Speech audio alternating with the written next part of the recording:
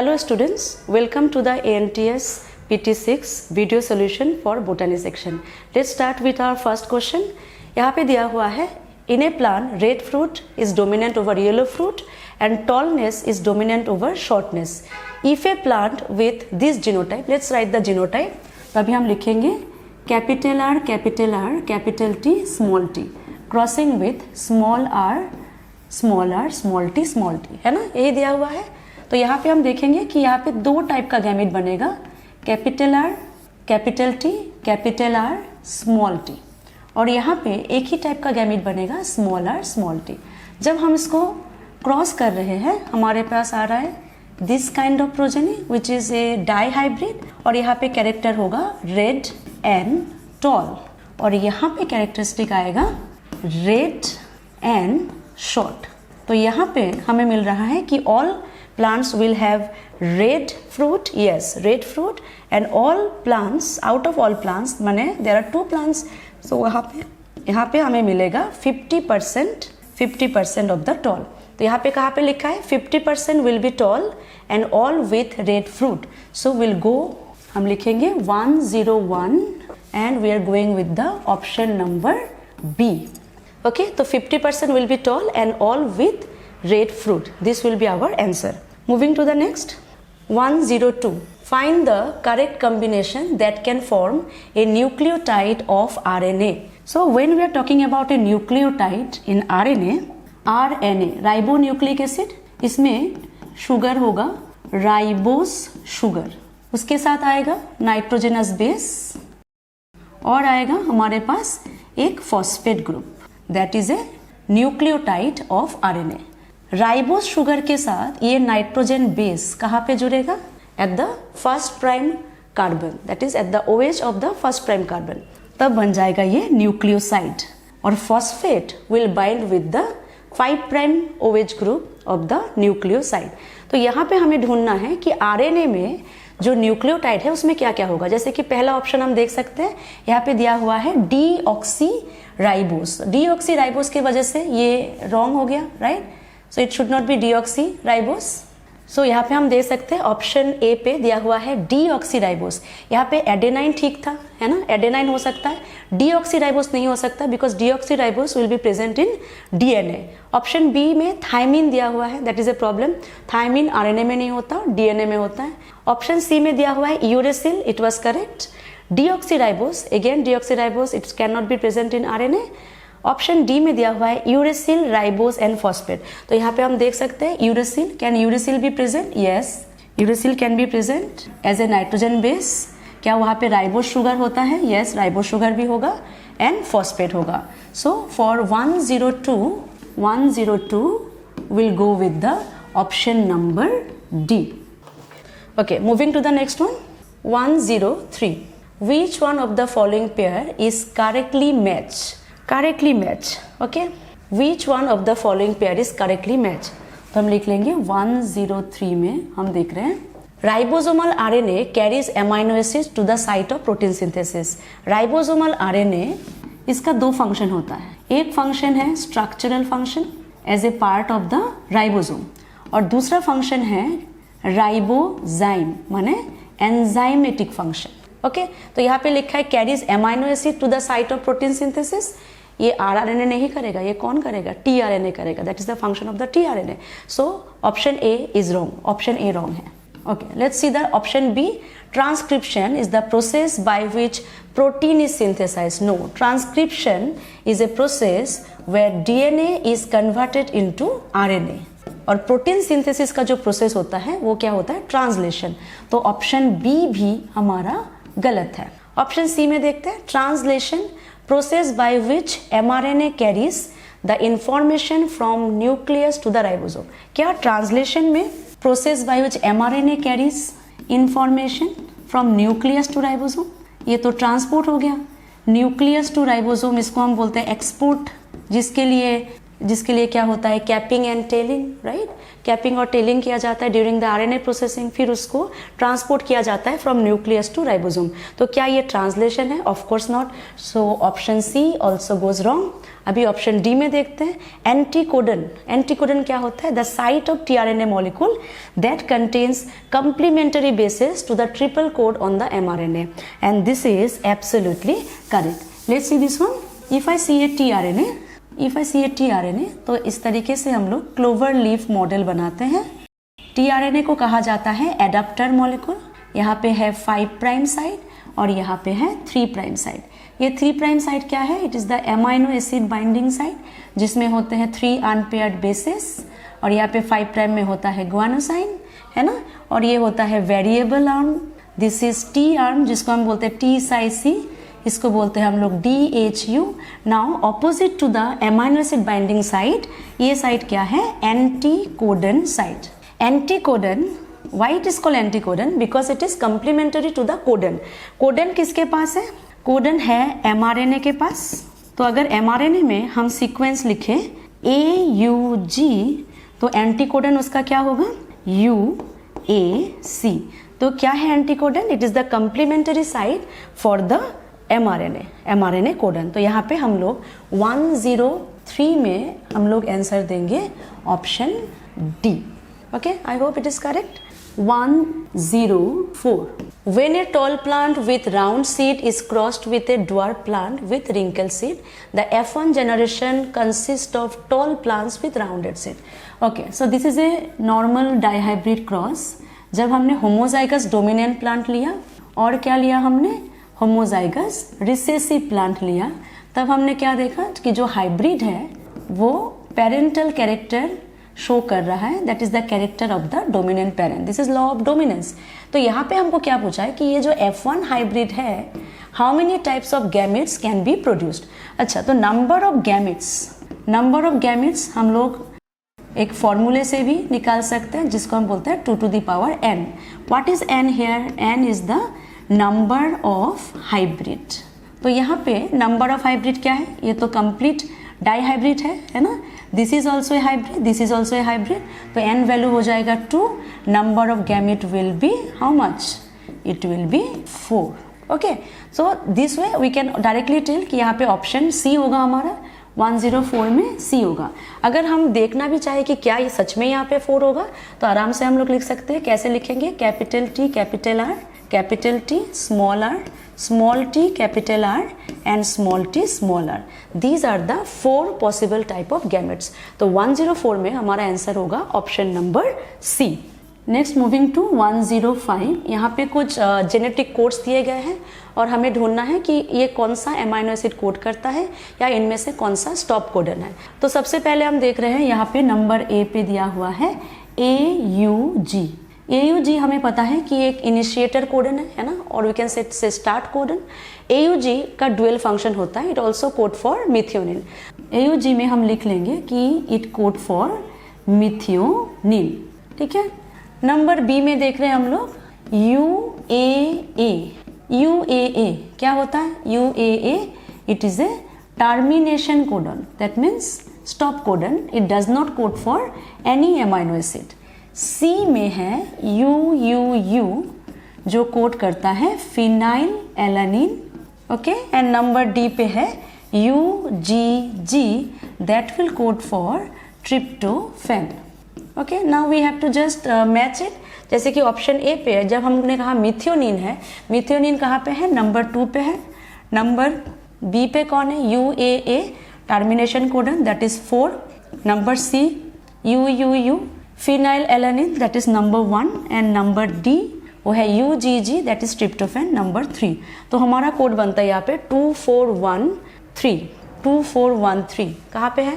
2413 that is number B. 105 का answer होगा number B. Proceeding with the question number 106। क्या दिया है यहाँ पे कि E coli cells with a mutated Z gene of lac operon. जब भी हम लैक ऑपेरॉन पढ़ते हैं तो हमेशा ये ऑपेरॉन सामने होना चाहिए। जैसे कि हम जानते हैं कि यहाँ पे होता है promoter of the inhibitory gene, और ये है इनहिबिटरी जीन है ना, जिसका रेगुलेटरी फंक्शन है। उसके बाद आता है promoter of the structural gene, उसके बाद आएगा हमारा ऑपरेटर, उसके बाद आएगा हमारा structural gene, that is Z Y and A. Okay, तो अभी अगर जेड वाई ए पे हम देखें, the Z gene code for beta galactosidase. Beta galactosidase, beta galactosidase का काम होता है to break down lactose into glucose and galactose, glucose and galactose. अभी हमारे क्वेश्चन में फोकस हमने जब किया, हमको मिल रहा है कि E coli cell with a mutated Z gene, मतलब अगर जेड जीन में म्यूटेशन है तो यहाँ पे क्या समझ सकते हैं हम लोग, जेड जीन में अगर म्यूटेशन है it will not produce the beta galactosidase. लेकिन मीडियम में बस क्या है, लैक्टोज है, मीडियम में बस लैक्टोज है, तो लैक ऑपेरॉन ऑन जरूर होगा, है ना। अगर लैक्टोज प्रेजेंट है, अगर लैक्टोज प्रेजेंट है तो लैक ऑपेरॉन ऑन होगा, ठीक है। तो यहाँ पे वाई जीन पारमियस बनाएगा और ए जीन क्या बनाता है, ट्रांस एसिटाइलेस, ठीक है, ऐसा सोचते हैं। अभी मेन पॉइंट यहाँ पे ये है कि अगर लैक्टोज प्रेजेंट है तो ट्रांसक्रिप्शन ऑन तो जरूर होगा, लेकिन प्रॉब्लम ये है कि लैक्टोज को हाइड्रोलाइज नहीं किया जा सकता क्योंकि लैक ऑपेरॉन बीटा गैलेक्टोसिडिस नहीं बना रहा है। इन दैट केस ये इकोलाई उस मीडियम में ग्रो नहीं कर सकता क्योंकि उसको कोई न्यूट्रिशन नहीं मिलेगा, ठीक है। तो यहाँ पे सबसे बड़ा प्रॉब्लम क्या हुआ कि why E coli can not grow in a medium that has lactose, because the beta galactosidase enzyme will not produce, क्योंकि जेड जीन यहाँ पे म्यूटेटेड है। तो यहाँ पे मेन ऑप्शन में हमें दिया है कि lac operon is constitutively active in this cell. क्या लैक ऑपेरॉन ऑन होगा? ऑफ कोर्स ऑन होगा, क्योंकि जब आई जीन यहाँ पे रिप्रेसर एमआरएनए और रिप्रेसर प्रोटीन बनाएगा, लैक्टोज के प्रेजेंस की वजह से लैक्टोज और you can say the allolactose इसको रिप्रेसर प्रोटीन से बाइंड कर लेगा। जैसे रिप्रेसर प्रोटीन को बाइंड किया, रिप्रेसर प्रोटीन ऑपरेटर रीजन को ब्लॉक नहीं कर सकता, माने lack operon is on. So option A is correct. लेकिन क्या ये रीजन है कि क्यों इकोलाई ग्रो नहीं कर पा रहा? नहीं, ये रीजन नहीं है। Option B, that what we are talking about, कि अगर जेड जीन म्यूटेटेड है तो बीटा गैलेक्टोसिडिस सिंथेसाइज नहीं होगा। In the presence of glucose E coli cells do not utilise lactose. Option C में दिया हुआ है कि अगर ग्लूकोज प्रेजेंट है तो ये जो है ग्लूकोज अगर प्रेजेंट है तो इकोलाई सेल लैक्टोज को यूटिलाइज नहीं कर सकता। ये एकदम रॉन्ग स्टेटमेंट है, क्योंकि अगर लैक्टोज प्रेजेंट है लैक ऑपेरॉन ऑन होगा और ग्लूकोज प्रेजेंस हो या ना हो लैक्टोज कैन बी यूटिलाइज्ड, ठीक है। They can not transport lactose from the medium into the cell. नहीं, ट्रांसपोर्ट भी कर सकता है क्योंकि वाई जीन का ट्रांसक्रिप्शन और ट्रांसलेशन हो रहा है, पारमियस बन रहा है, and permease actually help in the entry of the lactose into the cell. तो यहाँ पे option A C D this become wrong, तो ऑप्शन बी क्या हो जाएगा हमारा करेक्ट हो जाएगा। क्यों लैक्टोज मीडियम में इकोलाई ग्रो नहीं कर पा रहा है? बिकॉज उसका जो जेड जीन है that is going to hydrolyse lactose वो म्यूटेटेड है, ठीक है। I think you got the answer. Moving to the next question, that is 107. In 107, defect in amino acid metabolism may result in, है ना, amino acid metabolism से defect in amino acid metabolism may result in what kind of disorder it occurs? अगर amino acid metabolism में हम देखें तो यहाँ पे आएगा phenylketonuria। phenylketonuria, phenylketonuria एक ऑटोजोमल रिसेसिव डिसऑर्डर है जो होता है एक जीन के म्यूटेशन के वजह से, that is PAH gene, and this PAH gene is found in the chromosome number 12।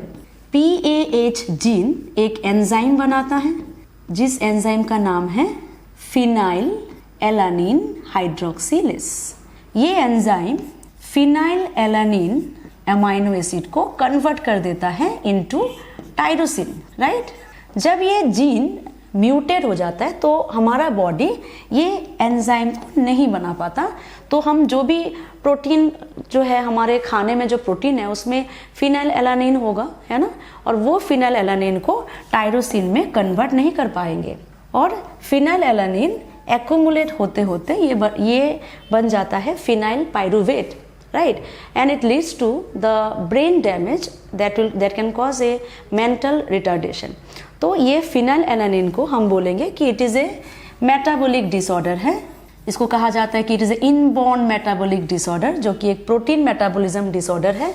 तो यहाँ पे हम 107 में ऑफ कोर्स हम जाएंगे ऑप्शन नंबर बी के साथ, ठीक है। तो ये तो हो गया फिनाइलएलनिन। बाकी जो डिजीज है यहाँ पे, जैसे कि cystic fibrosis, thalassaemia and sickle cell, all of them are autosomal recessive disorder. और ये भी हमें समझना है कि यहाँ पे सारे के सारे मेंडेलियन डिसऑर्डर्स है, ठीक है। 108 in a given DNA segment a sequence is given, okay, the first base gets mutated, the effect this on coding by this DNA segment will result in, okay, हमें एक सीक्वेंस दिया गया है जहां पे हमको ये कहा गया है कि फर्स्ट सीक्वेंस म्यूटेटेड है। So what is the first sequence given? First sequence means the first base is given, right? The first base is mutated, या first base is mutated, the first base is A, mutated in the form of substitution mutation. तो A को हम कैसे substitute कर सकते हैं? जैसे कि सोच सकते हैं कि ए की जगह पे जी आ गया है ना। अच्छा, यहाँ पे लिखते हैं हम लोग, जैसे कि हमने लिखा ATG, ATG is the actual sequence. हो सकता है ये हो जाए GTG, और क्या हो सकता है CTG, या हो सकता है TTG, है ना। तो यहाँ पे ए को हम अलग अलग तरीके से उसको रिप्लेस कर सकते हैं, सब्स्टिट्यूट म्यूटेशन हो सकता है। अगर ए की जगह पे जी आ गया है तो ये कौन सा होगा कि प्यूरिन इज रिप्लेसिंग प्यूरिन, इसमें हो जाएगा ट्रांजिशन म्यूटेशन, ठीक है। और अगर यहाँ पे देखें कि ए इज रिप्लेस्ड बाय सी और टी, तो ये हो जाएगा ट्रांसवर्स म्यूटेशन, क्योंकि यहाँ पे प्यूरिन को किसने रिप्लेस करा? पायरिमिडिन ने रिप्लेस किया, ठीक। जैसे डीएनए सीक्वेंस में ये चेंज हो जाएगा, we can expect the changes in the mRNA sequence. Okay, तो एमआरएनए सीक्वेंस क्या होगा? अगर ये कोडिंग सीक्वेंस है तो इसको हम बोलेंगे AUG, है ना। तो ए के जगह पे ए आएगा, जी के जगह पे जी आएगा, बस टी के जगह पे क्या आ जाएगा? यू आ जाएगा। यहाँ पे अगर देखें तो हम बोलेंगे ये होगा GUG, और यहाँ पे होगा CUG, और यहाँ पे होगा UUG, है ना। तो ये सारे चेंजेस होंगे एमआरएनए सीक्वेंस में। अभी बात ये है, अगर फर्स्ट बेस में चेंज हुआ तो क्या बाकी पूरा सीक्वेंस में चेंज होगा? पूरा बेस में सीक्वेंस चेंज नहीं होगा, only the first base of the mRNA will change, right. मतलब पहला जो कोडन है वो चेंज होगा, या ऐसे बोल सकते हैं जो पहला एमाइनो एसिड बनने वाला था, only that amino acid will change. तो यहाँ पे हम लोग क्या बोलेंगे? अगर ये म्यूटेशन नहीं होता तो यहाँ पे AUG कोडन होता और यहाँ पे बनता मिथियोनिन, ठीक है। अगर GUG है तो क्या बनता? वेलाइन। अगर CUG या UUG बनता, ये दोनों क्या बनाते हैं? They make leucine. Okay, so we got the point. If there is a mutation like substitution occur at the first base of the DNA, then only the change will occur in the first codon, that is the first amino acid. तो यहाँ पे कौन सा statement या कौन सा option इसको justify करता है? Let's see. यहाँ पे लिखा है ऑप्शन ए पे, complete change in the type, no. One amino acid less होगा, no. Change in the first amino acid only, yes. No change, okay, no. So 108 में हम बोलेंगे हमारा आंसर है option number C, that is change in the first amino acid only. I hope it's clear now. Okay, let's see question number 109। यहाँ पे दिया हुआ है satellite DNA classification is based on. Satellite DNA होता है कुछ highly repetitive DNA sequences that is actually non coding, right. और इसमें हम इसको क्लासिफाई करते हैं इनटू लाइक मिनी सैटेलाइट और माइक्रो सैटेलाइट। ये जो हमने क्लासिफिकेशन किया है वो किसके बेसिस पे है? वो 3 पॉइंट के बेसिस पे है। That what is the length of the segment, या तो रिपीटेटिव लेंथ कितना है, राइट। और क्या बोल सकते हैं? That what is the base composition. Base composition that means either it is AT rich और इट इज GC रिच। जैसे कि हमने बोला कि लेंथ है ना, लेंथ अगर हमने लिखा इस तरीके से कि AGCCC, ऐसे अगर करते रहे हम लोग, सोच कि AGCCC और फिर से शुरू हुआ AGCCC, इस तरीके से ये लेंथ 100 बेस पेयर तक कंटिन्यू है, ठीक है। 100 बेस पेयर तक कंटिन्यू है। तो इस 100 बेस पेयर को हम क्या बोलेंगे? 100 बेस पेयर को बोलेंगे कि it is the length of the DNA segment, okay. जबकि AGCCC हर 5 बेस पेयर पे ये रिपीट हो रहा है, मतलब रिपीटेटिंग सीक्वेंस कितना है, what is the repeat length, तब बोलेंगे ओनली 5 बेस पेयर। तो यहाँ पे बोल रहे हैं ओनली 5 बेस पेयर। ओके तो इस तरीके से ये डिफाइन करता है कि लेंथ ऑफ द सेगमेंट कितना है और रिपीट लेंथ कितना है। अगर हमने और भी एक सीक्वेंस लिखा, सोचते हैं कि इसी को अगर कंटिन्यू किया सी सी सी है ना, फिर जी जी सी सी सी, इस तरीके से करते हुए हम सोच रहे हैं कि ये 20 बेस पेयर तक रिपीट लेंथ जाएगा, जबकि length of the DNA is again same, that is 100 base pair. I think it's getting clear now. What is the difference between the length of a segment and the unit length? यहाँ पे 100 base pair length है, लेकिन repeating sequence 20 base pair का है, मतलब 20 एक particular sequence पे गया, फिर फ्रॉम 21 से फिर से वो 20 बेस पेयर तक क्या होगा, सेम सीक्वेंस होगा, जबकि यहाँ पे सिर्फ 5 बेस पेयर हुआ। ठीक है, तो यहाँ पे हम लोग देख सकते हैं कि satellite DNA classification it depends on 3 things. Okay, तो based on that we can classify it into microsatellite and minisatellite. Minisatellite को कहा जाता है variable number tandem repeats. Microsatellite is called STR, short tandem repeats. यहाँ पे repeat length होता है almost 2 to 6 base pair, जबकि यहाँ पे होता है ऑलमोस्ट 10 to 60 बेस पेयर, ये एवरेज है, and sometime you can find it up to 100 base pair also, है ना। मिनी सैटेलाइट जो है वो जीसी रीच होता है, माइक्रो होता है एटी रीच। हमें पता है mini satellite is very important for DNA fingerprinting. ठीक है, तो यहाँ पे क्वेश्चन नंबर 109 में हम जाएंगे ऑप्शन नंबर डी के साथ। Next one is 110, lack of independent assortment of 2 genes A and B in fruit fly Drosophila is due to। independent assortment, जब हम बोलते हैं इंडिपेंडेंट असॉर्टमेंट, ये किसने दिया था, Gregor Johan Mendel. Independent assortment में बोला गया अगर यहाँ पे क्या होगा, 2 पेयर ऑफ कैरेक्टर्स, एक हाइब्रिड में 2 पेयर ऑफ कैरेक्टर होता है। ओके, जैसे कि हो सकता है shape of the seed and colour of the seed, तो यहाँ पे 2 अलग अलग कैरेक्टर है। तो मेंडल ने क्या कहा वो समझते हैं पहले कि if there are 2 pair of traits in a hybrid, then one pair can segregate independently from the other pair।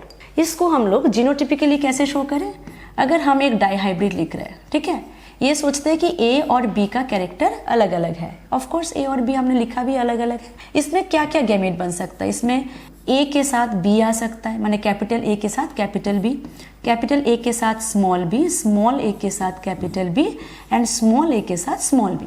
यहाँ पे हम देख रहे हैं कि हर एक एलील का जो गैमेट है ये इक्वल कंट्रीब्यूशन कर रहा है गैमेट्स में, माने everyone is making 25% of the gametic composition. ये शो करता है इंडिपेंडेंट असॉर्टमेंट। जबकि ड्रोसोफिला में जब मॉर्गन ने कुछ क्रॉस किए, उनको ये इंडिपेंडेंट असॉर्टमेंट नहीं मिला। उन्होंने देखा the recombination percentage it depends on the length. उन्होंने देखा कि recombination percentage is depends on the distance between the chromosome. अगर एक क्रोमोसोम में डिस्टेंस ज़्यादा है जीन के बीच में, तो वहाँ पे रिकॉम्बिनेशन का चांसेस ज़्यादा है, और अगर डिस्टेंस कम है तो रिकॉम्बिनेशन का चांसेस भी कम है। ठीक है, एंड उन्होंने एक कंसेप्ट दिया जिनको हम कहते हैं linkage. So linkage is the physical association between the genes that are present in the same chromosome. अगर जीन ने लिंकेज शो किया, they will not show the independent assortment. तो हमारे पास ये क्वेश्चन आ गया कि lack of independent assortment of 2 gene, 2 gene Drosophila का इंडिपेंडेंट असॉर्टमेंट क्यों शो नहीं कर रहा, because they are showing linkage. तो हम कौन से ऑप्शन के साथ जाएंगे, 110, that is option number C. Okay, seeing the 111, if a normal woman with no history of hemophilia in her family, normal woman, this is the genotype of the woman, और लिखा है कि she has no history of the hemophilia in her family, she marries to a hemophilic man that is XHY। so what happen in this case, क्या क्या progeny हो सकता है। First let's see the daughters, क्या daughter हो सकता है, XXH, right, XXH, और यहाँ पे फिर से देखो XXH होगा, राइट। तो यहाँ पे अगर हम 2 बार लिखे, 1 बार लिखे, कोई फर्क नहीं पड़ता क्योंकि सेम काइंड ऑफ प्रोजेनी है। In case of male I will right X with the Y and even X with the X with the Y. So son are completely normal, right ऐसे भी एक्स लिंक डिसऑर्डर में mail कभी भी career हो भी नहीं सकता. यहाँ पे दो ही पॉसिबिलिटी होता है, आइदर अफेक्टेड और normal. And you can see here female are carrier. क्या कैरियर को हम लोग अफेक्टेड बोलेंगे? Of course not. माने phenotypically it is normal, so will consider it normal. तो यहाँ पे हम ऑप्शन देंगे कि यहाँ पे all progenies should be normal. Let's read the options. All their children will be hemophilic? No, all the children will be normal. So of course we'll go with the option number B. Let's start with 112. In 112, what is synthesized by RNA polymerase 1? Okay, there are 3 types of RNA polymerase. That means there is a complete division of labor. So ये तो हमें एकदम by heart करना है कि कौन सा RNA polymerase क्या बनाता है. वेरी इजी कि आरएनए पॉलीमरेज 1 ये बनाता है आरएनए, राइबोसोमल आरएनए. तो यहाँ पे 3 टाइप का होता है, जैसे कि 28S होता है, 18S होगा और क्या होगा 5.8S. I think you already know all this. ये सारे डायरेक्ट क्वेश्चन हैं, इसमें कोई स्ट्रगल नहीं है. You remember then you can do. तो आरएनए पॉलीमरेज 2 क्या बनाता है? HNRNA. And here you should know the full form of HNRNA. HNRNA का फुल फॉर्म क्या होता है? हेटेरोजेनस न्यूक्लियर आरएनए, जो बाद में जाके mRNA बनाता है ना. ये खुद mRNA जैसा क्यों काम नहीं कर सकता? क्योंकि इसमें इंट्रॉन्स होते हैं. ठीक है, तो ये प्रिकर्सर टू mRNA है. और RNA polymerase 3 what it will make? It will make tRNA, it will make 5sRNA and it will make snRNA, that is small nuclear RNA. ठीक है, तो हमारा आंसर तो मिल ही गया हमको. तो यहाँ पे लिखा था कि RNA polymerase 1 what does it make? तो ये होगा ऑप्शन A जो हमने लिखा है 28S rRNA. Okay, so will go with the option number A. 113. Which of the following is an example of polygenic inheritance? Okay, very interesting. Polygenic inheritance क्या होता है? नॉर्मली हम जानते हैं कि one gene give one kind of trait.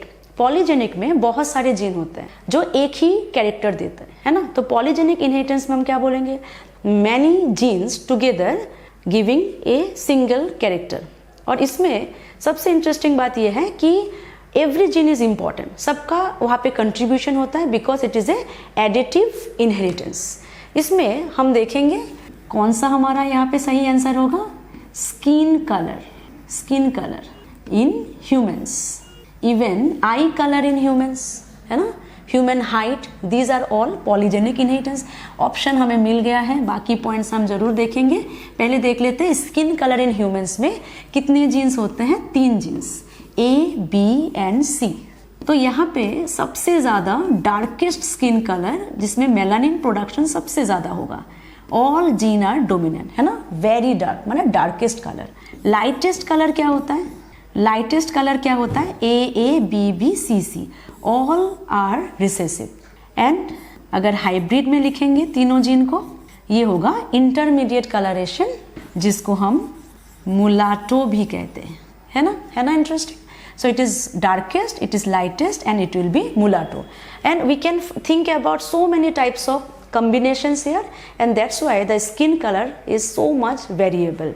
Okay, तो ये तो हो गया हमारा पॉलीजेनिक का आंसर. लेट्स सी हमारे पास दूसरे ऑप्शंस लेट्स सी हमारे पास दूसरे ऑप्शंस में क्या थे. Pot shape in garden pea. Okay, तो गार्डन पी तो ऑप्शन ए में दिया हुआ है garden pea pot shape. That is the character taken by Mendel only. जिन्होंने 2 कैरेक्टर लिया था वो था इन्फ्लेटेड एंड कंस्ट्रिक्टेड. क्या ये पॉलीजेनिक है? No, answer is no. माने ऑप्शन ए तो ऑफकोर्स रॉन्ग है. Flower colour in antirrhinum, it is an example of incomplete dominance, right. जहाँ पे हमने रेड फ्लावर और व्हाइट फ्लावर लिया था और F1 में हमें मिलता है पिंक कलर फ्लावर. तो ये भी एक पॉलीजेनिक इनहेरिटेंस नहीं है. Parthenogenetic production of male honeybees haploid होते हैं तभी मेल होते हैं, है ना. और जब डिप्लॉइड होते हैं तब फीमेल होते हैं. ये हमने कहाँ देखा था? The haplodiploidy sex determination, is it decided by polygenic inheritance? No. तो ऑफ कोर्स हमारा आंसर जो है वो करेक्ट है, that is 113 will go with the 113 will go with the option number D. Next question is 114.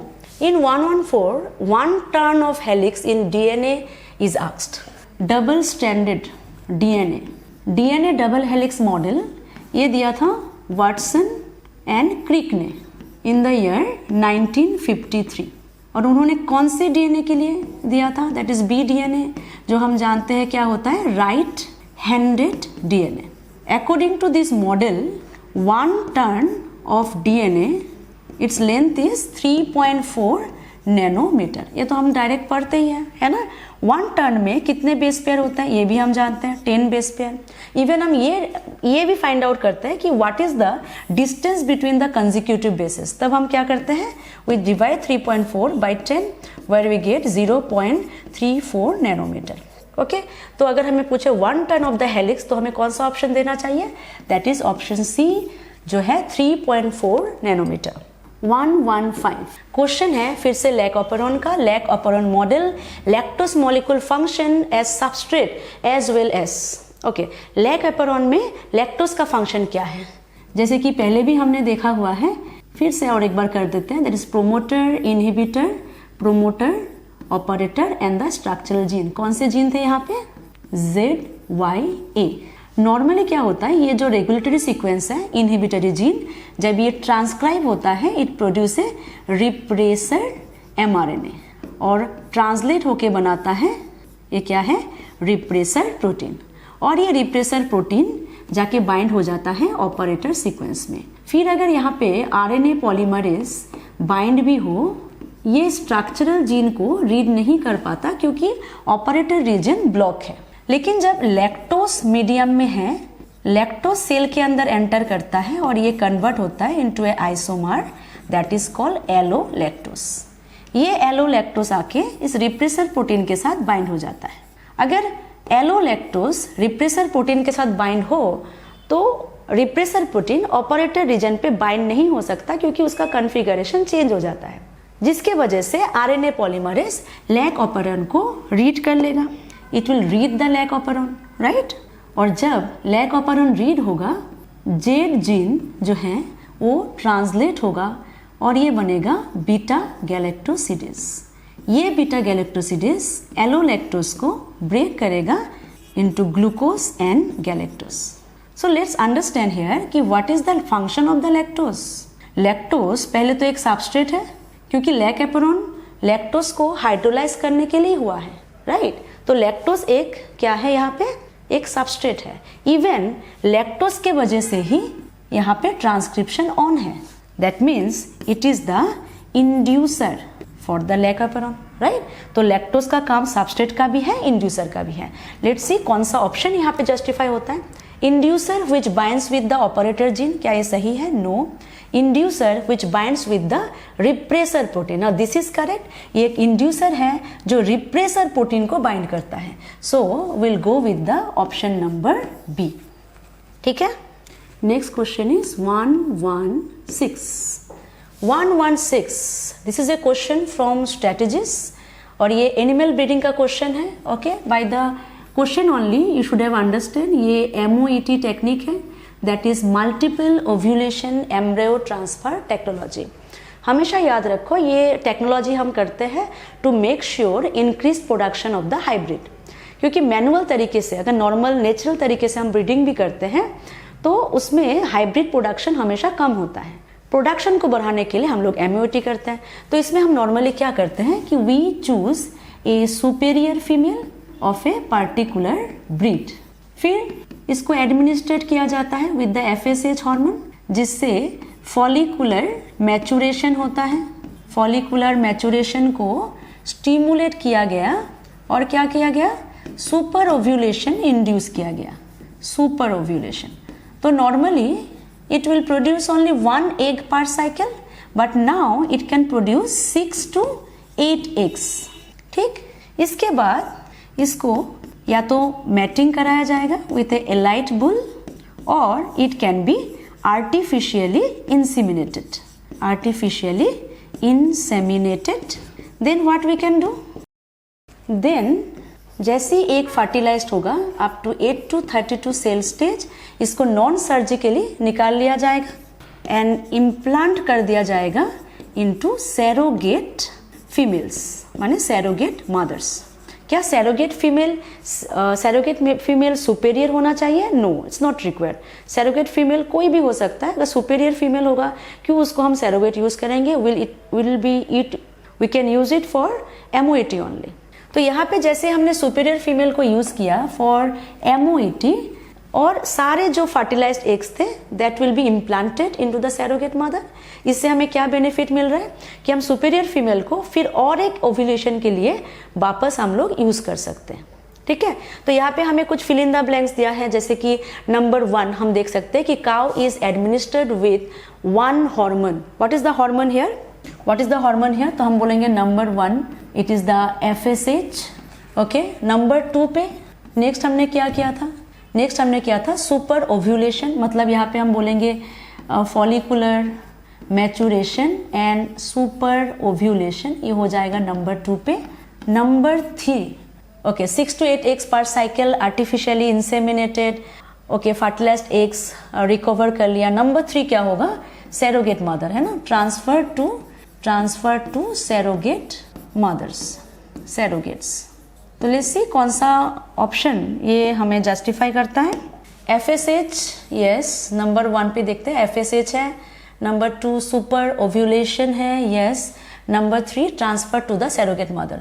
तो अभी तो हमें लग रहा है कि 116 will go with the option A. बाकी पॉइंट्स भी देख लेते हैं। बी में तो पहले गलत हो गया, LH दिया हुआ है। सी में तो प्रोजेस्टेरॉन दिया हुआ है। डी में तो एस्ट्रोजन दिया है। But is very easy question it becomes, क्योंकि पहला जो स्टेटमेंट है वो देख के हम समझ सकते हैं कि ऑप्शन ए जो है दैट इज FSH ओनली ना, तो option B, C, D automatically क्या हो जाएगा? रॉन्ग हो जाएगा। Okay, let's see question number 117।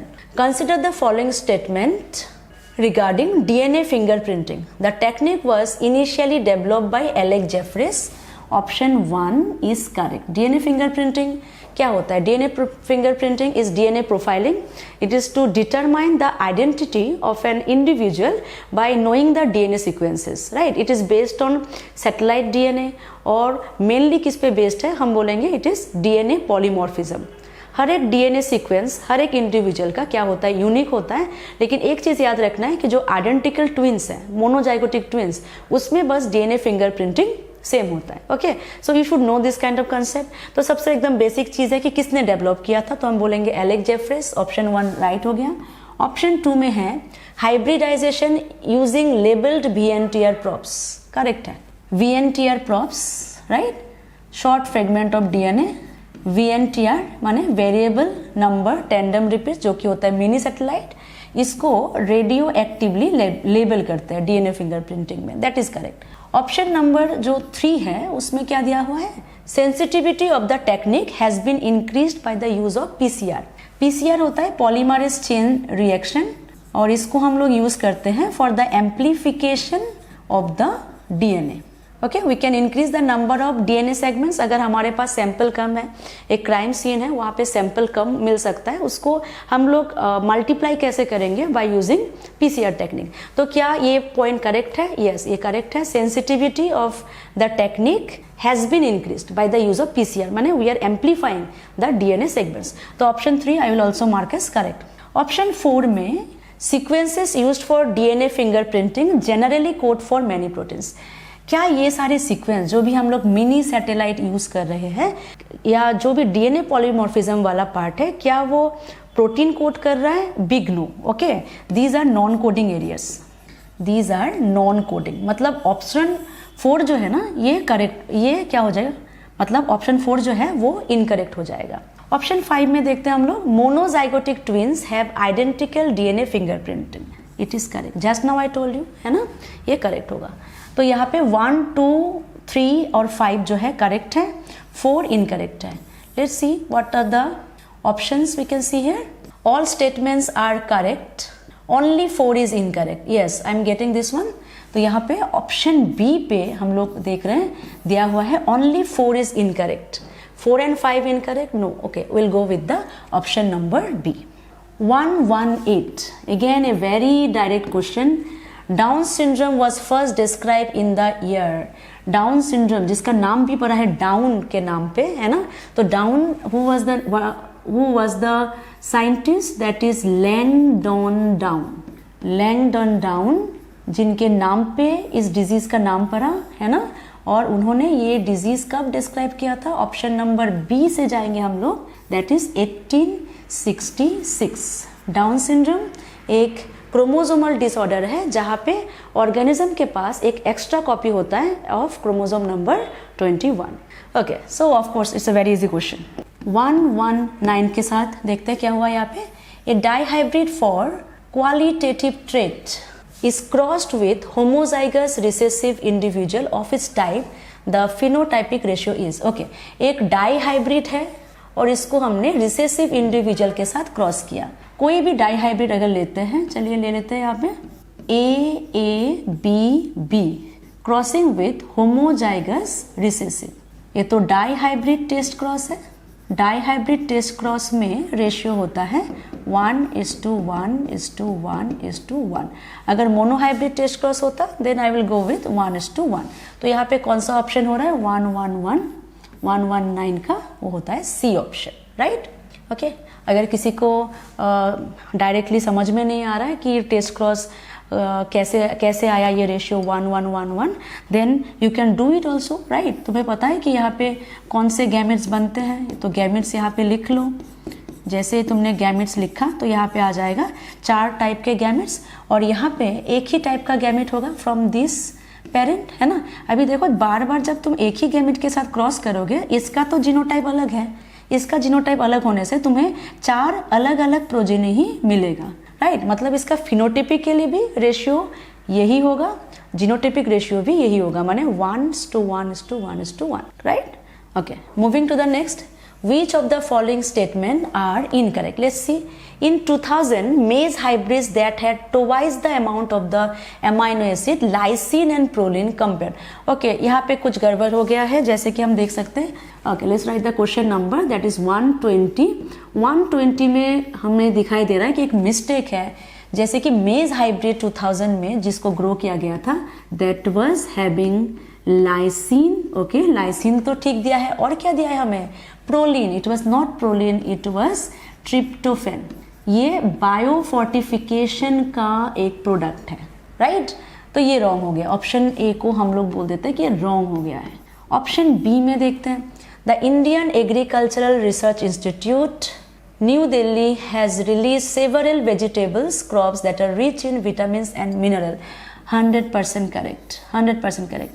Number C, some of the disease caused by fungus are, okay, black rot of crucifers.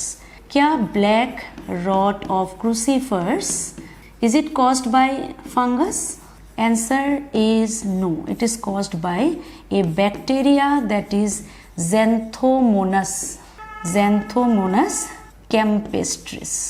तो यहाँ तो मुझे पहले ही समझ में आ गया है ना कि यहाँ पे ऑप्शन सी जो है वो रॉन्ग है। आगे भी हम पढ़ते हैं तो tobacco mosaic, turnip mosaic, you know mosaic is viral disease, तो tobacco mosaic virus and turnip mosaic virus will cause this disease. That means option number A and C are incorrect. क्या हमें इनकरेक्ट ढूंढना था? Which of the following statement are incorrect? तो of course I will go with the option number D. तो 120 का option क्या होगा? D, ठीक है। Both A and C will be incorrect. Okay, 121.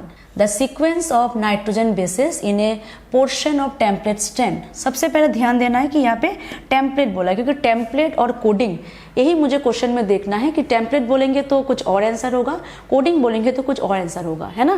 क्योंकि टेम्पलेट दिया हुआ है तो जो mRNA है, what will be the sequence of nitrogen bases in the corresponding region of the transcripted mRNA। मतलब एकदम सिंपल क्वेश्चन है। टेम्पलेट DNA का सीक्वेंस दिया हुआ है, तुमको mRNA सीक्वेंस लिखना है, तो mRNA सीक्वेंस टेम्पलेट सीक्वेंस का कंप्लीमेंटरी होता है, so you will write complimentary sequence. तो यहाँ पे देख के हम लिख रहे हैं ए। अच्छा, पहले हम क्वेश्चन लिख लेते हैं, दैट इज क्वेश्चन नंबर 121।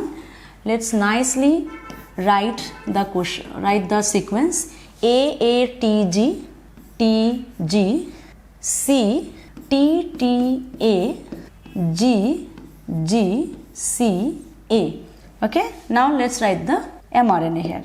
तो mRNA कैसे लिखेंगे? इसका कंप्लीमेंट्री. अगर ये कंप्लीमेंट्री DNA होता, ये कभी कभी हमें क्या होता है कि बहुत सारा इजी क्वेश्चन, ज़्यादा इजी क्वेश्चन आ जाने से ज़्यादा हड़बड़ी करते हैं, उसमें ज़्यादा मिस्टेक होता है. ओके, सो कॉन्फिडेंस अलग लेवल पे होता है, ओवर कॉन्फिडेंस अलग लोगों पे होता है, और फिर जब एग्जाम में ये कर नहीं पाते तब हम बोलते हैं कि सिली मिस्टेक हो गया है ना. It's not a silly mistake, it is over confidence. ठीक है, तो जल्दी भी करना है, एक्यूरेट करना है. जैसे कि DNA polymerase, right, it is accurate also and it is efficient also. तो इस चीज़ को हम देखते हैं कि अगर ये DNA होता तो यहाँ पे हम क्या लिखते हैं? हम लिखते हैं TT, लिखते हैं ना. इसमें क्या लिखते हैं? A लिखते हैं. इसमें क्या लिखते हैं? बता दो एक बार. CG, T के अगेंस्ट क्या लिखते हैं?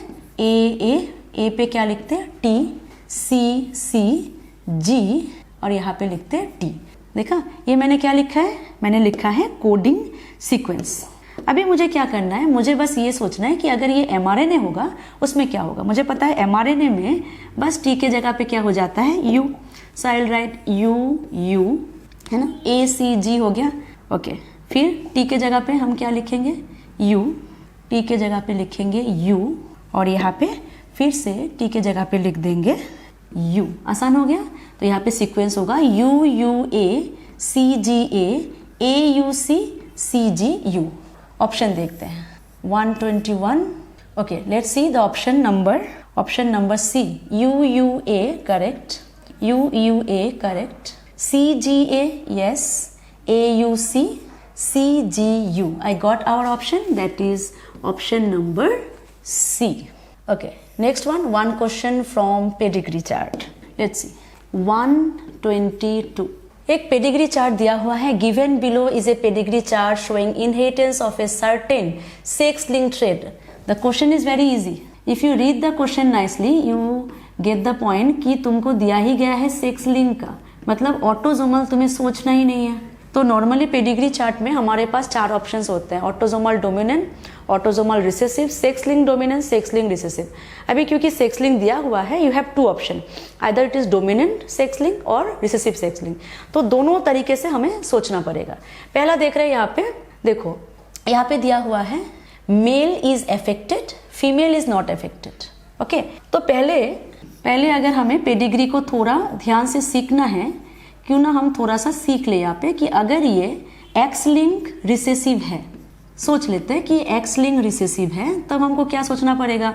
सोचो कि हमने सोचा कि ये हीमोफीलिया है ना, या तो कलर ब्लाइंडनेस है. लेट्स सी हीमोफीलिया, तो मेल अफेक्टेड है, तो हमने सोचा कि ये XHY है. फीमेल को नॉर्मल दिखाया गया है, सो पॉसिबिलिटी ये है कि या तो ये कंप्लीटली नॉर्मल है और it can be a carrier. पहले सोचते हैं कि कंप्लीटली नॉर्मल है, तो XX लिया. क्या पॉसिबिलिटी है प्रोजेनी में? XHX, that means what? XHX, मतलब कैरियर डॉटर होगा. Okay, carrier daughter. लेकिन यहाँ पे क्या दिखाई दे रहा है हमें पेडिग्री में कि the daughter is affected. Okay, you can see here daughter is affected, मतलब ये पॉइंट पहले ही कैंसिल हो गया, राइट. यहाँ पे मदर जो है ये नॉर्मल नहीं हो सकती इन टर्म्स ऑफ जीनोटाइप. तो इसको क्या करें हम लोग? कैरियर लेके देखते हैं. कैरियर होगा तो ऐसा होगा, राइट. यहाँ पे डॉटर में क्या प्रोबेबिलिटी है? क्या डॉटर अफेक्टेड हो सकता है? Yes. If I connect this XH with this XH, daughter can be affected. क्या मेल भी अफेक्टेड हो सकता है? Yes. If I connect XH and Y, क्या नॉर्मल हो सकता है मेल? यस, नॉर्मल भी हो सकता है. लेकिन क्या हमें F1 जनरेशन में पेडिग्री में एक भी सन अफेक्टेड मिला है? एक भी सन अफेक्टेड नहीं है. तो थोड़ा सा हमें चांसेस कम हो जा रहा है कि ये रिसेसिव है. ठीक है, फिर भी हो सकता है कि it may not show. Next generation में अगर सोचे, देखो this female progeny is marrying a normal male. तो यहाँ पे अगर रिसेसिव डिसऑर्डर है, so I will write XH, है ना. वहाँ पे तो होमोजाइगस रिसेसिव होना ही पड़ेगा, और normal mail.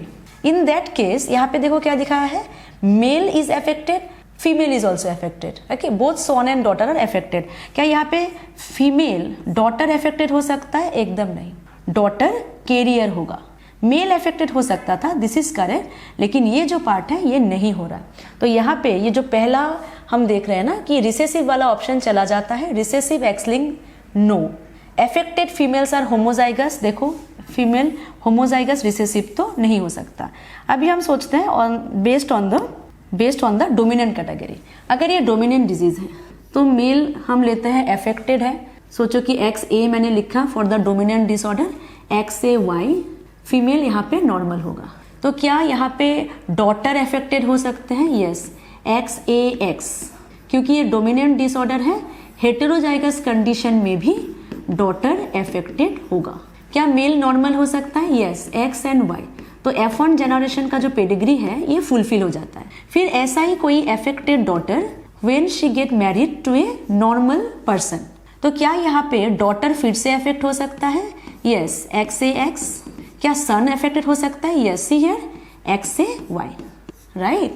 So we have justified this pedigree, it is a excellent dominant disorder, not a recessive disorder. अच्छा, अभी तुम लोग ये सोच सकते हो कि ma'am affected females are homozygous, dominant में ये भी तो हो सकता था कि डोमिनेंट है और फीमेल विल बी होमोजाइगस। अभी हम देखेंगे क्यों नहीं हो सकता, क्योंकि अगर सोचो यहाँ पे फादर अफेक्टेड है और मदर नॉर्मल है, then we can see no daughter, see है no daughter can be homozygous, daughter has to be heterozygous.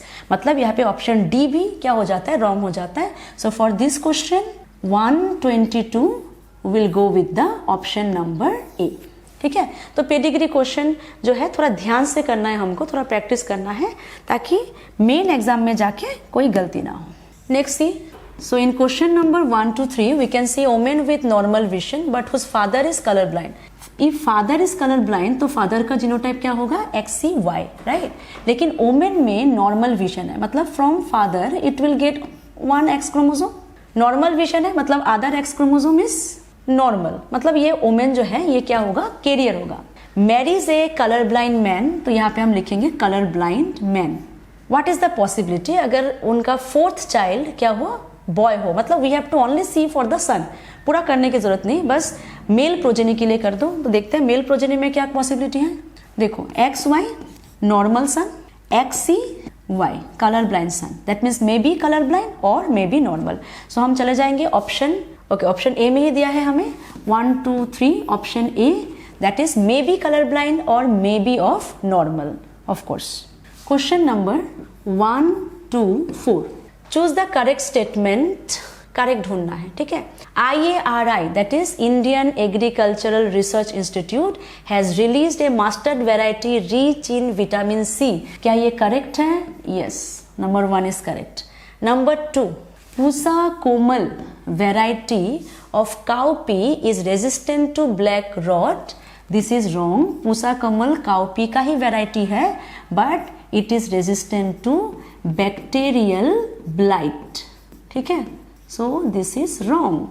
Number 3 पे देखते हैं, hairy leaves in wheat provides resistance to cereal leaf beetle, this is correct because it is a morphological adaptation, हम बोल सकते हैं morphological character बोल सकते हैं, जिसमें वीट को रेजिस्टेंस मिलता है against this beetle. Okay, it is correct, number 3 is correct. Number 4 के साथ जाएंगे हम लोग, agriculture accounts for approximately 33% of GDP and 62% of employment, this is also correct. Okay, हमें क्या ढूंढना है? हमें ढूंढना था correct statement, that is 1 3 4 are correct, will go with the option number C. Next one is 1 2 5. In 1 to 5, about how many locations are found in human genome where SNPs occur? This is in accordance with the 8GP Human Genome Project. Human Genome Project में कहा गया है कि 1.4 million location में human gene में SNPs हैं, और SNPs क्या होता है? SNPs होता है single nucleotide polymorphism, that is called SNPs, जिसको हम SNP प्रोनाउंस करते हैं। इसका मतलब है difference in only single nucleotide. ठीक है, तो ये 8GP ने कहा था कि 1.4 मिलियन लोकेशन में होता है, तो हमें ढूंढना है कौन से ऑप्शन में है। 1 2 5 is C. 1 2 6, small round head, furrowed tongue, broad palm and transverse palm-crease are typical symptoms of, okay? Not only this, है ना, round head होना, furrowed tongue, or you can say wrinkled tongue, small opening of the mouth whereas tongue is large, protruding tongue का होना, congenital heart disease का होना, and I know कि ये किसकी तरफ ये इंडिकेशन करता है, ये है डाउन सिंड्रोम, जो एक क्या डिसऑर्डर है कि ये एक एन्यूप्लॉइडी डिसऑर्डर है that occurs because of non disjunction during anaphase 1, और डाउन सिंड्रोम के पर्सन में क्रोमोसोम नंबर 21 का एक एक्स्ट्रा कॉपी होता है, राइट? तो यहाँ पे हम लोग 1, 2, 6 by seeing the symptom of course will go with the option B. जबकि myotonic dystrophy it is a muscle disorder जहाँ पे मसल ठीक से रिलैक्स नहीं होता, और ये ऑटोजोमल डोमिनेंट डिसऑर्डर है। Turner syndrome it is again aneuploidy, ये फीमेल में होता है जहाँ पे एक एक्स क्रोमोसोम मिसिंग होता है। Klinefelter syndrome it is a male disorder जहाँ पे मेल में एक एक्स क्रोमोसोम एक्स्ट्रा होता है, that is XXY genotype, right? तो हमें मिल गया हमारा answer, that is option number B. 1, 2, 7 में फिर से स्ट्रेटेजीज का एक क्वेश्चन है। We have to find out the correct match here, right? तो यहाँ पे लिखा है कॉलीफ्लावर करन राय बैक्टीरियल ब्लाइट। कॉलीफ्लावर में होता है पूसा शुभ्रा, राइट? और क्या था, या तो पूसा स्नोबॉल K1, और ये किसके अगेंस्ट रेजिस्टेंस है, ये डिजीज रेजिस्टेंस है against black rot and curl and blight black rot. तो ये जो ऑप्शन ए है हमारा ना, ये रॉन्ग हो जाता है, ये गलत दिया हुआ है। ऑप्शन बी में देखते हैं चिली। चिली क्या है, चिली इज कॉल्ड पूसा सदा बहार, सदा बहार, राइट? ये है चिली का disease resistant variety that is resistant to chilli mosaic virus, tobacco mosaic virus and the leaf curl. तो ऑप्शन बी जो है वो भी हमारा रॉन्ग हो गया। ऑप्शन सी में ब्रासिका पूसा स्वर्णिम white rust, yes brassica Pusa स्वर्णिम जिसको हम करन राय बोलते हैं, यहाँ पे आएगा Karan Rai, and it is resistant again white rust, C is correct. D में वीट दिया हुआ है, wheat is Himgiri but it is not resistant to leaf curl, it is resistant to leaf and stripe rust. हमें पता है वीट में rust disease है ना, it is very common disease, so ये वीट में ये डिजीज होगा, मतलब ऑप्शन डी हमारा रॉन्ग हो जाता है। तो यहाँ पे हमें ढूंढना था correct, will go with the option number C. Moving with question number 1 to 8, during protein synthesis AUG function as the initiation codon in mRNA, AUG function as initiation codon. What should be the anticodon on the tRNA molecule that picks up and brings the amino acid specified by this codon? Very easy question. हमने एक बार किया भी है कि AUG का हमें बस एंटीकोडन निकालना है, tRNA में कौन सा एंटीकोडन है, that will be complementary sequence, yes or no? तो यहाँ पे क्या लिखेंगे, UAC, UAC कौन से ऑप्शन में है, option number A. Let's do question number 1 to 9. Right handedness is dominant over left handedness. Most probable gene type with 2 right handed person. सबसे पहले तो देखते हैं कि राइट हैंडेड अगर पेरेंट है तो पेरेंट में या तो कैपिटल आर होना चाहिए या तो कैपिटल आर स्मॉल आर। तो वो सारे ऑप्शन पहले ही निकाल दो जहाँ पे पेरेंट में ये जीनोटाइप नहीं दिया हुआ है। जैसे कि हम देख सकते हैं ऑप्शन नंबर ए में एक पेरेंट में कैपिटल आर है, मतलब ये राइट हैंडेड है, but the other person is given small R, मतलब ये हो जाएगा पहले ऑप्शन में हम देख सकते हैं capital R that is a right handed person, right handed parent है, जबकि small R the parent is having left handed, तो ये एप्लीकेबल नहीं होगा। ऑप्शन सी में भी वही प्रॉब्लम है।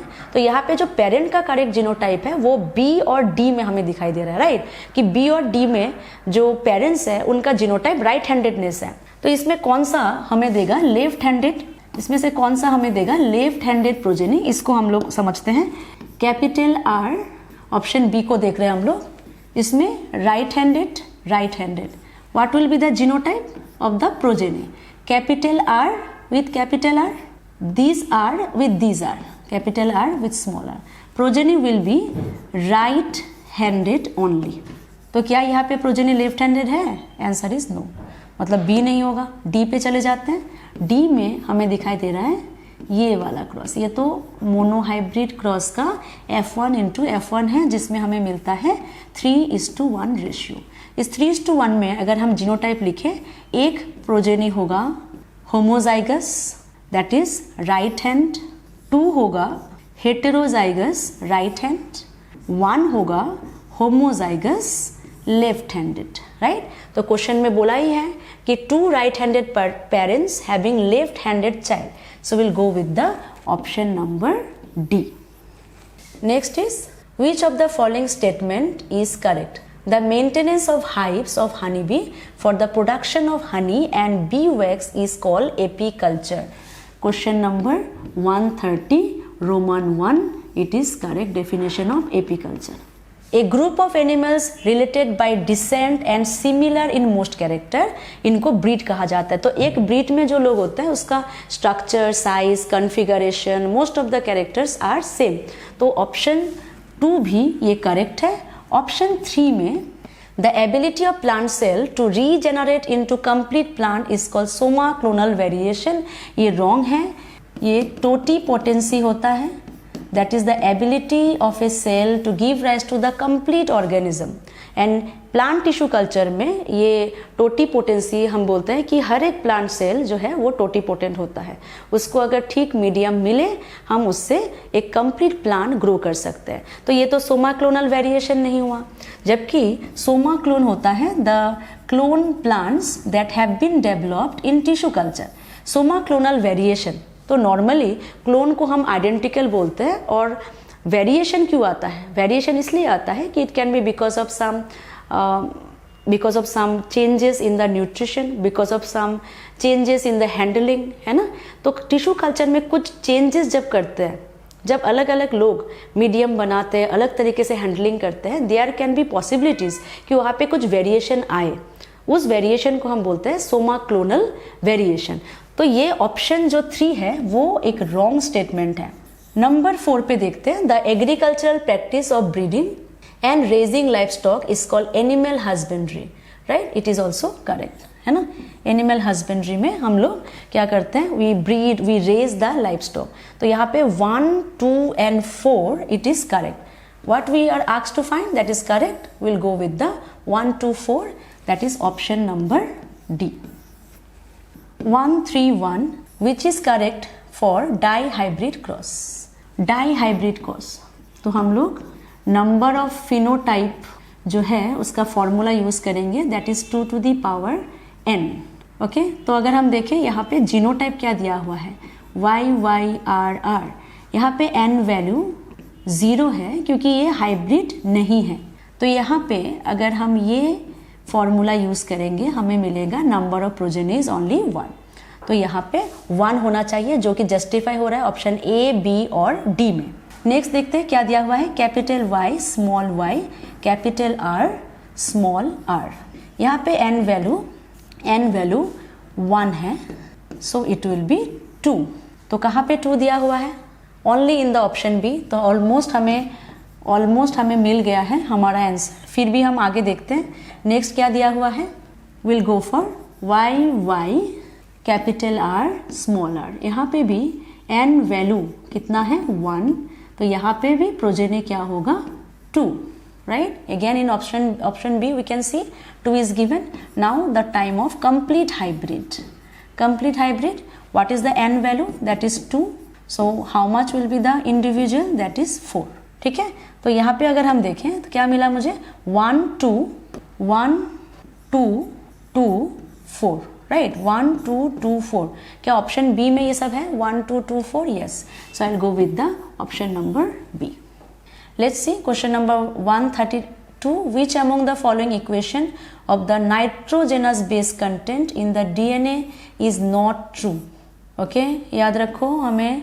Okay, we have to find not true. What is the question number? 132. हमें find out करना है not true. तो जो हमें A, T, G, C ये सब दिया हुआ है, ये तो देख के समझ में आ रहा है। It is the rule of base pairing. That comes under Chargaff's rule.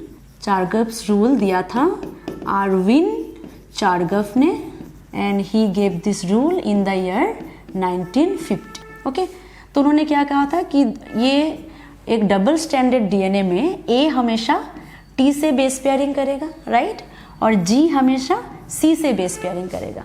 तो ए टी के साथ, जी सी के साथ, तो अगर जितना ए होगा उतना ही टी होगा, जितना जी होगा उतना ही सी होगा। ए और जी प्यूरिन है, टी और सी पायरिमिडीन है। तो इससे हम क्या एस्टिमेट लगा सकते हैं कि purine is equal to pyrimidine. तो क्यों ना उसको ऐसे लिखे, A plus G is equal to T plus C. तो इसमें हम देखते हैं कि ऑप्शन हमारे पास क्या है। जैसे कि हम देख रहे हैं ए plus G T plus C, ये ऑप्शन ए को जस्टिफाई करता है, यस। ऑप्शन बी को जस्टिफाई कर रहा है, ऑप्शन डी को भी जस्टिफाई कर रहा है। What about the C option? C option में हम देख सकते हैं ए प्लस टी दिया हुआ है equal to G plus C. क्या ये इक्वल है? No, this is not equal. तो ये है क्या? तो हम बोलेंगे A plus T G plus C, it is not equal to 1, लेकिन इसका वैल्यू क्या होता है? कांस्टेंट होता है फॉर ए पर्टिकुलर स्पेसिस। ठीक है, तो ये जो रेशियो है A plus T by G plus C, ये ratio species to species vary करेगा, and by knowing the value of a species we can also use it for identification, taxonomy में use कर सकते हैं, फाइलोजेनिक जो relation है उसको हम रिलेट कर सकते हैं। ठीक है, सो इट इज यूजफुल। तो लेकिन हमें ढूंढना था नॉन करेक्ट, तो of course for 132 will go with the option C. Option C wrong statement है। ठीक है, 133 देखते हैं हम लोग। 133 क्या है? By which method a new breed Hisardale of sheep develop by using Bikaneri ewes. Bikaneri ewes, ewes are the female sheep, it was cross with a different breed. Merino ram एक डिफरेंट ब्रीड होता है, और जब हम लोग, ये रैम मीन्स मेल, जब हम लोग अलग अलग ब्रीड में क्रॉस करते हैं ये होता है क्रॉस ब्रीडिंग। तो यहाँ पे हमारा आंसर होगा option B, option B that is cross breeding. ठीक है, ऑप्शन ए में दिया हुआ था म्यूटेशनल ब्रीडिंग, जो जहाँ पे हम लोग म्यूटेशन को इंड्यूस करते हैं, जिसका एग्जाम्पल देते हैं मूंगबीन, है ना। Mung bean is induced mutation that made resistance against the yellow mosaic virus. Inbreeding तो एक ही ब्रीड के और एक ही ब्रीड के जो एनिमल्स हैं उनके अंदर होता है या प्लांट्स के अंदर होता है। और इनके सब एनिमल्स अगर हम बोले, that means breeding between the animals of the same breed where ancestors are same with a common ancestor. Outcrossing क्या होता है कि breeding within the same breed but with the different ancestor, मतलब uncommon ancestor, they should not have a common pedigree. ठीक है, तो यहाँ पे हम चले जाएंगे ऑप्शन बी के साथ। 134 में DNA as an acidic substance present in the nucleus was first identified by, ये हम सबको पता है, एकदम डायरेक्ट क्वेश्चन है, इससे इजी क्वेश्चन कुछ नहीं हो सकता, दैट इज फ्रेडरिच मेस्चर। ओके, तो और उन्होंने DNA को एक नाम भी दिया था, what was the name given? That is nuclein, right. और ये उन्होंने कब डिस्कवर किया था, कब आइडेंटिफाई किया था? It is in the year 1869। Option B में दिया था सेवेरो ओचोआ, जो that was who has made Ochoa enzyme, Severa Ochoa enzyme that is called a polynucleotide phosphorylase, जिससे हम लोग RNA सिंथेसाइज कर सकते हैं in a template independent manner. मतलब सिंथेसाइज मतलब कोई भी nucleotide, desired nucleotide base pair को हम लोग जोड़ सकते हैं without using any template. Frederick Sanger very famous, gave the Sanger method, उनको 2 बार नोबेल प्राइज मिला था for DNA sequencing, for RNA sequencing, even for the amino acid sequences in a polypeptide chain. H.G. Khorana माने Hargobind Khorana, he was famous for cracking genetic code and even the first artificial gene was discovered by Khorana, right. तो ये हमारे लिए तो ये correct answer नहीं है, हम तो जाएंगे 134 ऑप्शन नंबर ए के साथ। Next one 135, find out the correct statement. Semi-dwarf rice varieties were derived from IR8 and Taichung native 1 and the derivatives were introduced in 1966. Okay, option A तो हमारा एकदम करेक्ट है। ऑप्शन बी में In 1963, Sonalika and Kalyan Sona, which are high yielding and disease resistant wheat, introduced all over wheat growing belt of India. Correct. It is all of these are example are coming under green revolution, है ना, जिसमें contribution है Norman E Borlaug and हमारे MS Swaminathan का, तो that is correct. Option C में देखते हैं, during the period of 1960 to 2000, again a green revolution period, wheat production increased from 35 million tons to 75. Here I found it somewhere wrong. ये wrong statement है। Wheat production was wheat production was increased from 11 million tons to 75 million tons and rice production will increase, क्या बोलेंगे, 35 million tons to 89.5 million turns. Okay, तो थोड़ा सा यहाँ पे jumble करके दिया गया है, तो ऑप्शन सी हो जाता है हमारा wrong. Option D, Atlas 66, it is a biofortified product जिसमें होता है high protein content and has been used as a donor for improving other cultivated wheat. This is correct. Okay, what we are asked to found incorrect statement, so will go with the option number C. 136, that is the first question in section B. What does the following equation denote? Amino acid plus ATP plus amino acyl tRNA synthesis. यहाँ पे हम बोलेंगे amino acid plus ATP and the enzyme. Amino acyl tRNA synthesis, it is the enzyme. ये जो step है, this is the activation of amino acid. You can say this is the first step of translation. Amino acid को activate किया जाता है bye binding with energy, तो यहाँ पे एक कॉम्प्लेक्स बन जाता है amino acid AMP and the enzyme release of inorganic pyrophosphate. तो ये जो कॉम्प्लेक्स है इसको हम बोलेंगे एमाइनो एसाइल एडिनाइलेटेड कॉम्प्लेक्स।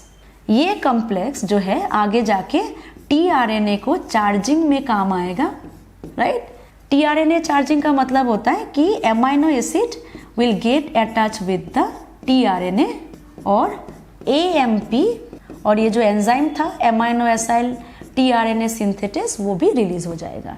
इस स्टेप को हम बोलते हैं चार्जिंग ऑफ tRNA और एमाइनो एसाइलेशन ऑफ tRNA, और ये जो स्टेप हमारे क्वेश्चन में है that is the activation of amino acid. तो यहाँ पे 136 में हम ऑप्शन डी के साथ जाएंगे, that is our correct answer. 137, Pusa Sawani developed by hybridization and selection for pest resistance. ये किसका वेराइटी है? Pusa Sawani is the variety of bhindi, that is okra. Okay, और ये किसके अगेंस्ट रेजिस्टेंट है? एक पेस्ट के against, that is shoot and fruit borer. ठीक है, तो हम लोग इसके साथ जाएंगे। 137 में हम आंसर देंगे ऑप्शन नंबर बी के साथ। ओके, ऑप्शन में अगर देखें यहाँ पे चिली में हमने पहले ही कहा था इसमें है disease resistance, that is called Pusa Sadabahar, तो ये ए अप्लाई नहीं करेगा। Rapeseed mustard, that is again a pest resistance जो एफिड्स के अगेंस्ट हमें मिल रहा है as a pest resistance variety of the Brassica. Millet आ जाता है ग्रीन रिवोल्यूशन के अंडर ही, मतलब जहाँ पे मिलेट में हम लोग हाई यील्डिंग वेराइटी हमने बनाया विथ मेज, बाजरा एंड जोअर, है ना, उसमें हाई यील्डिंग वेराइटी भी था और क्या था, water stress, right, tolerant to the water stress. तो ये सारे जो है हमारे ऑप्शन है, but will go with the 137 B option. Let's go to the 138। इसमें which of the following group of codons code for amino acid serine. Serine का जो है ये हमेशा हमें याद रखना है कि ये सेकेंड सीरीज में आता है। अभी सेकेंड सीरीज क्या है? हमेशा जब भी हम लोग जेनेटिक कोड को प्रैक्टिस करते हैं, सीखते हैं, we should start with like this, let's see, UCAG, so that will be the first base. तो फर्स्ट बेस कभी भी चेंज मत करो, इस तरीके से अगर हम प्रैक्टिस करें, देखो इस तरीके से प्रैक्टिस करेंगे, फर्स्ट बेस ऐसा ही रहेगा। थर्ड बेस में क्या करेंगे हम लोग? थर्ड बेस में इसको वर्टिकली लिखेंगे, जैसे कि UCAG, तो यहाँ पे भी मुझे UCAG, ठीक है, समझ में आ रहा है? तो जिसने ये अभी तक नहीं सीखा है जेनेटिक कोड, उसको इस सीक्वेंस में सीखो। अभी एटलीस्ट डेली एक एक सीरीज तुमको सीखना है, जिसमें तुम्हारा पहला सीरीज इसी सीक्वेंस में होगा, मतलब पहला सीरीज सीखोगे यू के सीक्वेंस में, तो सारे में जो सेकेंड बेस होगा वो हम यू से सीखेंगे, ठीक।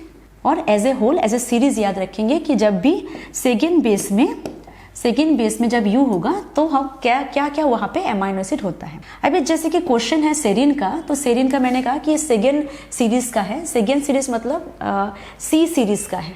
तो सी सीरीज में अगर हम ऐसे लिखें यू सी ए जी, तो जो पहला सीक्वेंस है ना यू यू यू यू, उसमें सेकेंड बेस आता है सी सी। यू सी वाला जो सीरीज है that will give you serine. तो थर्ड बेस तो हम लिख ही सकते हैं यू सी ए जी। तो यहाँ पे कौन सा ऑप्शन हमें मिल रहा है, देखो U C U U C C, option number C को देखो। तो 138 में हम लिख देते हैं ऑप्शन नंबर सी, मैच कर लेते हैं U C U U C C U C A U C G. तो हम लोग यहाँ पे चले जाएंगे ऑप्शन सी के साथ। Next one is 139, a segment of DNA coding for a polypeptide is. कोई भी डीएनए सेगमेंट जो पॉलीपेप्टाइड बनाता है, मैंने that is coding for mRNA, it will be a cistron. हमेशा जीन सीक्वेंस कुछ भी हो सकता है, right. Gene can produce different kinds of RNA, but the part of gene who only produce mRNA वही आगे जाके प्रोटीन बनाएगा और उसको हम बोलते हैं सिस्ट्रोन। तो 139 का हम डी बोलेंगे आंसर, सिस्ट्रोन। और आई थिंक यू नो सिस्ट्रोन जो है वो दो टाइप का होता है, मोनोसिस्ट्रोन एंड पॉलीसिस्ट्रोन। मोनोसिस्ट्रोन होता है यूकैरियोट में जिसमें स्प्लिट जीन्स है, और पॉलीसिस्ट्रोन होता है प्रोकैरियोट में जिसमें स्प्लिट जीन्स नहीं होते हैं, all are 100% coding. Option A में दिया था इंट्रोन, इंट्रोन तो होगा ही नहीं, वो इंटरफेयरिंग सीक्वेंस होता है यूकैरियोट में। ऑपरेटर रीजन वो तो हमने देखा कि लैक ऑपरन में होता है, that is functioning like a switch. Codon, codon is the triplet nucleotides of the mRNA sequence. तो ये सारे रॉन्ग है, हम डायरेक्टली चले जाएंगे 139 डी के साथ। 140 mung bean resistance to powdery mildew. Powdery mildew एक फंगल डिसऑर्डर है, you should know that, and it is mainly caused by different strains of ascomycetes. Mung bean में ये रेजिस्टेंस हमने इंड्यूस किया है by the help of mutation, ठीक है। तो यहाँ पे हम बोलेंगे it is a mutation breeding. कौन से ऑप्शन में जाएंगे, 140 बी के साथ जाएंगे, mutation breeding. Direct question from the strategies chapter. Okay 141, operon model for regulation of transcription was proposed by. 141 में पूछा है ऑपरन मॉडल किसने दिया था। I can see the option C, यहाँ पे दिया हुआ है Jacob and Monod in 1961, and this is the correct answer, no doubt. फिर भी for your information we should discuss option number A, Meselson and stall इन 1958 उन्होंने दिया था the experiment for semi conservative DNA replication, जहाँ पे उन्होंने E coli bacteria and NH4Cl medium use किया था with the heavy isotope of nitrogen. Watson and Crick 1953, option B they give the DNA double helix model.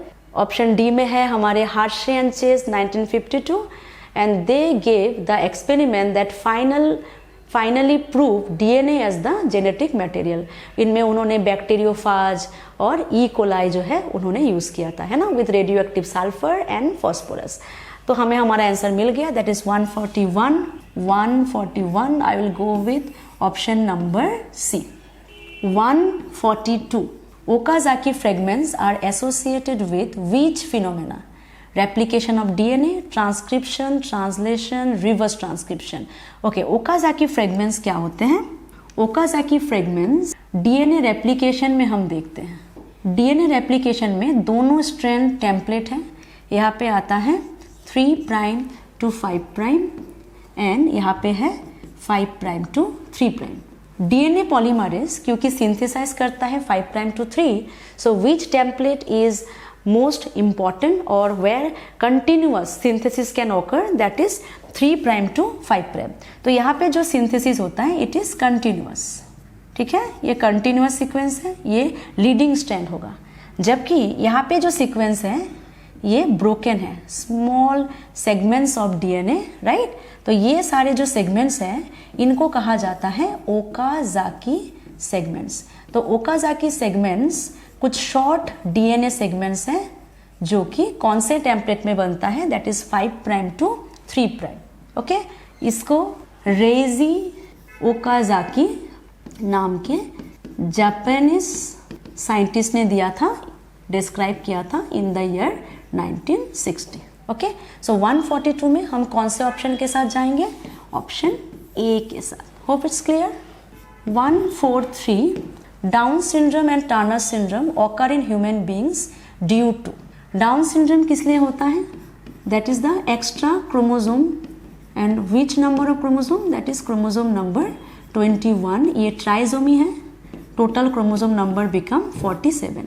जबकि Turner syndrome it is a monosomy, total chromosome number becomes 45 और ये female में होता है because of a loss of 1 X chromosome. तो यहाँ पे अगर हम देखें, I will go with the option number C. Option number C को पढ़ते हैं, gain of 1 copy of chromosome number 21, yes, and loss of X chromosome in female respectively. So question number 143 will go with the option number C. Option A में दिया हुआ था loss of 1 copy of chromosome number 21, loss नहीं है ये, option A गलत हो गया। ऑप्शन बी में gain of copy of chromosome number, that is right, लेकिन loss of X chromosome in male ये रॉन्ग हो गया। ऑप्शन डी में loss of X chromosome Down syndrome is not that. Okay, so will go with the option number C. 144 one of the following is associated with termination of translation. Termination codon लिखना है।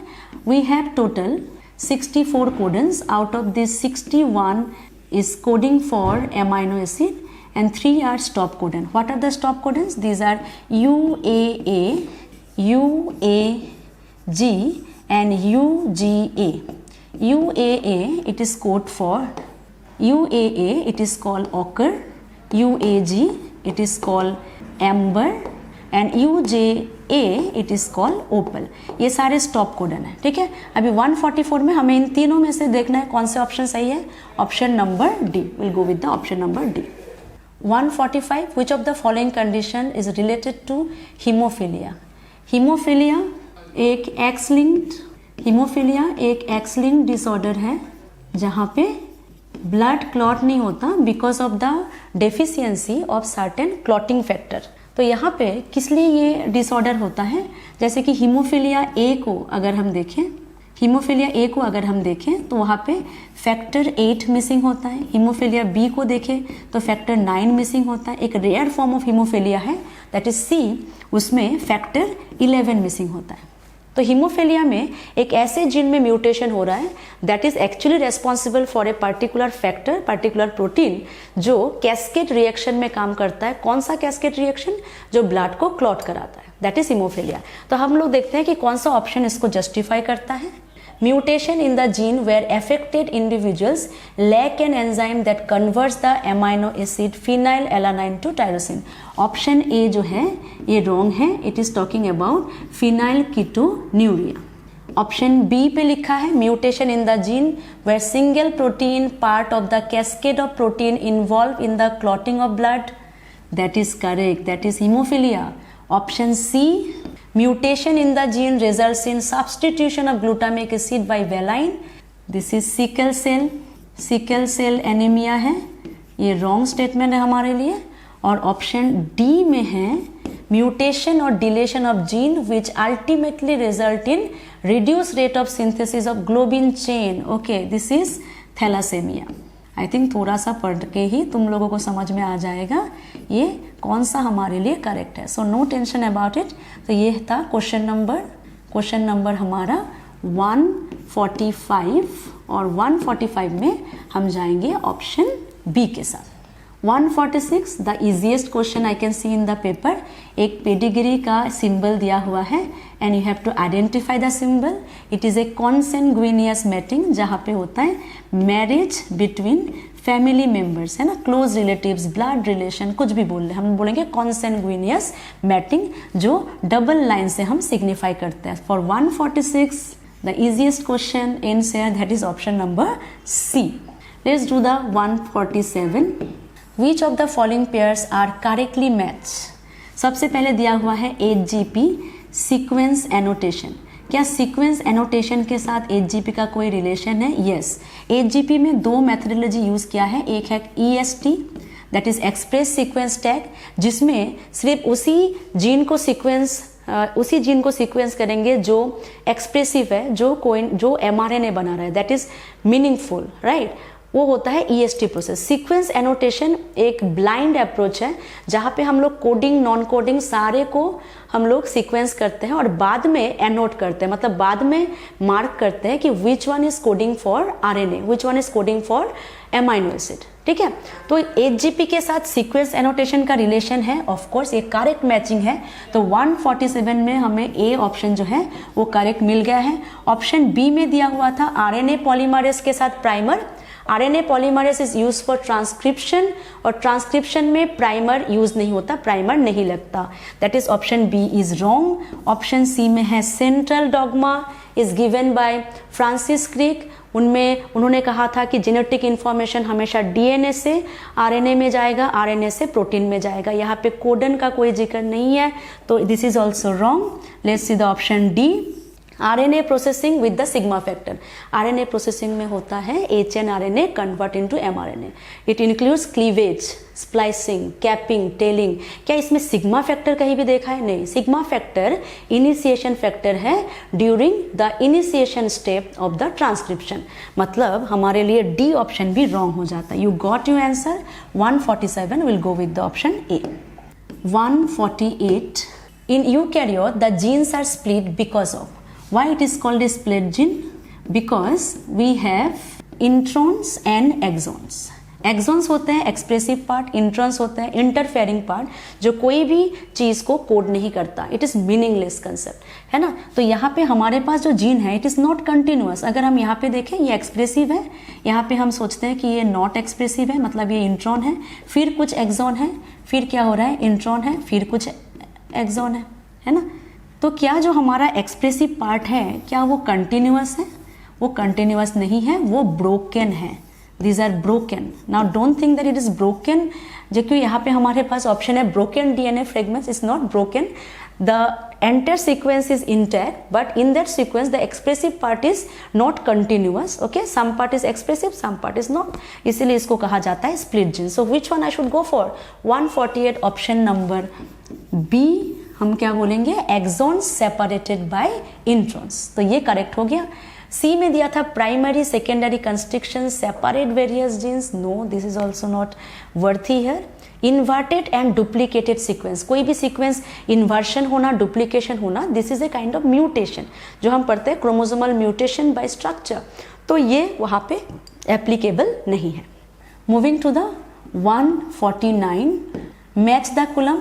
परवानी क्रांति number 1 पे है, परवानी क्रांति। परवानी क्रांति is a भिंडी variety, जिसको हमने देखा है कि it has resistant against yellow mosaic virus, okay.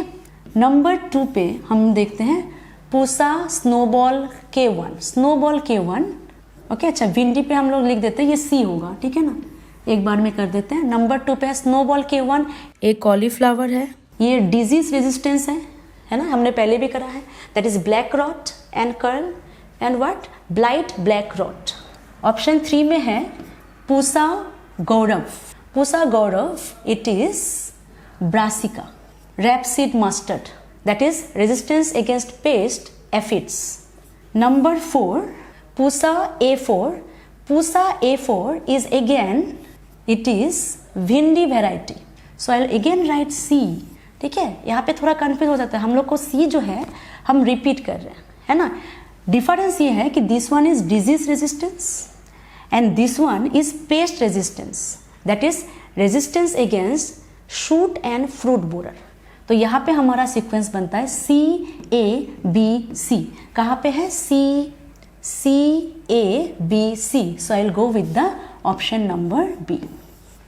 Finally, at the last question, in Morgan experiment on linkage, the percentage of white eye. तो मॉर्गन ने म्यूटेंट लिया था, mutant female, so he has chosen white miniature, माने white eyed miniature wing, यहाँ पे भी white eyed miniature in, these are X-linked genes. Wild type उन्होंने male लिया था जिसमें था रेड आइट, क्या लिखेंगे देखो, red eye and full wing मतलब नॉर्मल विंग। तो यहाँ पे W+M+ से उन्होंने डिनोट किया था वाइल्ड टाइप। तो ये जो उन्होंने क्रॉस किया था उनको रिकॉम्बिनेशन मिला था 37.2%। This is recombination and how much is parental combination, this should be 62.8%। ठीक है, तो यहाँ पे हम चले जाएंगे ऑप्शन नंबर सी के साथ। Okay, so that is the end of our video solution. I think all the questions are clear. So study well, and this time is so much important because we have very less time, so you should not lose your focus. Okay, goodbye.